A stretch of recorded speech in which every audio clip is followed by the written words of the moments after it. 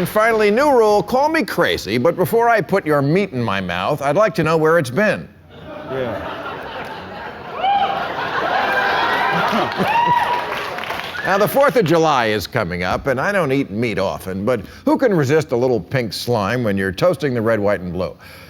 So it's really bad timing that the Republican-led House just voted this week to get this, end the requirement that meat labels have to tell us, the consumers, where the shit is from.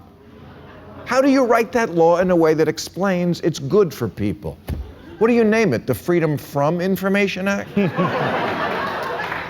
The Don't Worry Your Pretty Little Head About It Act? I think I found the perfect slogan for the Republican Party, combining their two great goals, erasing meat labels and repealing the estate tax. And that slogan is, eat shit and die. Kidding.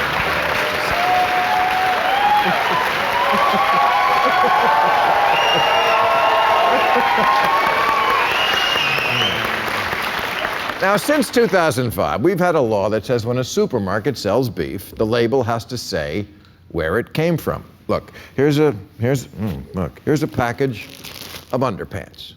There's a label on it, tells you where it's from, Honduras. They are the underwear makers par excellence. Here's a pound of ground beef, or whatever.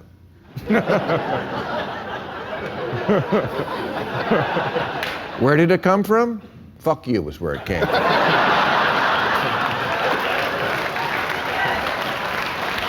If the beef lobby had its way, there'd be nothing on the label but a picture of a cow with huge tits killing itself.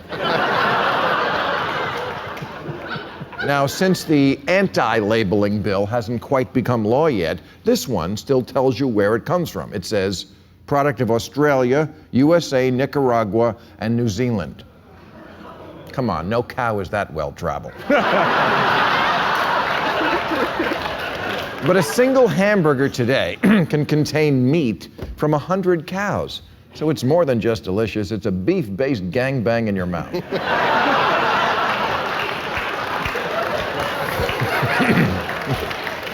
Come on, shouldn't you be able to know that?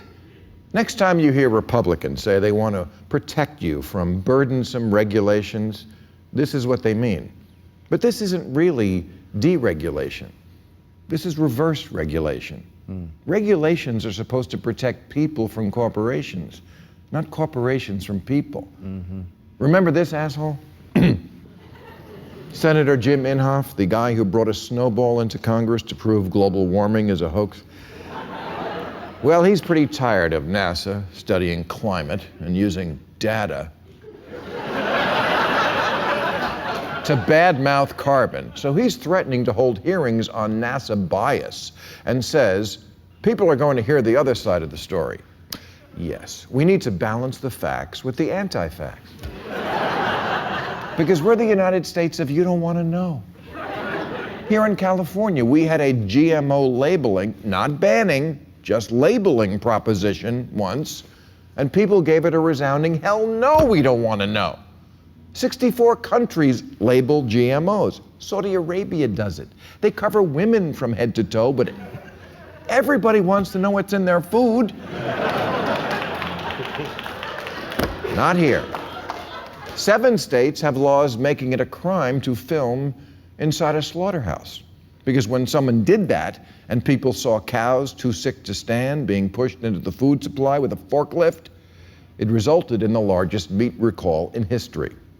So naturally, the answer to that problem was ban the filming. It's weird. In America, everyone is under constant surveillance, except livestock. They apparently need total privacy. Never see a chicken on TMZ. Remember a few years ago when this chart made the rounds on the internet showing how big the chickens we eat have gotten?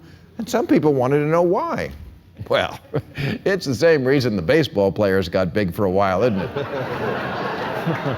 Maybe you should stop being so nosy and just relax, because when consumers know things, they tend to make informed choices, and that could affect corporate profits. So, I'm sorry, but your right to know something is always going to be outweighed by their right to hide it from you. Because in America, You can be armed, just not with the facts.